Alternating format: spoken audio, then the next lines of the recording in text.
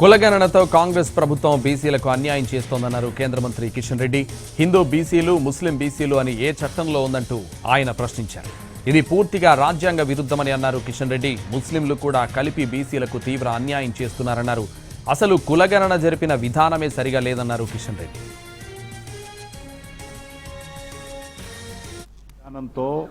ఈరోజు మరి కులగణన చేసి దానికి సంబంధించినటువంటి బీసీల జనాభా తగ్గిందని చెప్పడం ఏదైతున్నదో చాలా విచారకరము.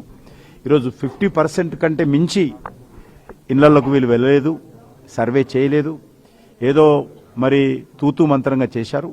దీనిపైన అనేక బీసీ సంఘాలు కానీ చాలా అసంతృప్తి వ్యక్తం చేస్తూ ఉన్నాయి. నాకు ఆశ్చర్యం వేస్తూ ఉంది. ఒక కొత్త పాలసీ వీళ్ళు పెట్టారు, ముస్లిం బీసీసు, హిందూ బీసీసు. ఇది ఎక్కడ లేదు. ఈరోజు తెలంగాణలోనే రాహుల్ గాంధీ నేతృత్వంలో హిందూ బీసీ అట, ముస్లిం బీసీ అట. ఇదెక్కడ విధానము? ఎక్కడ ఏ చట్టంలో రాసింది ముస్లిం బీసీ అని నేను రాహుల్ గాంధీని ప్రశ్నిస్తా ఉన్నాను. ముస్లిం బీసీ అనేటువంటి పదానికి అర్థం ఉందా?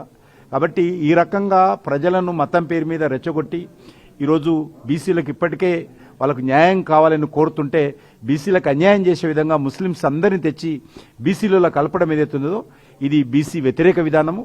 దీన్ని పూర్తిగా ముస్లింలను బీసీలుగా గుర్తించేటువంటి విధానం కానీ, ముస్లిం బీసీ, హిందూ బీసీ అని విభజించడం కానీ, ఆ రకంగా మరి కులగణన చేయడం కానీ భారతీయ జనతా పార్టీ పూర్తిగా వ్యతిరేకిస్తున్నది.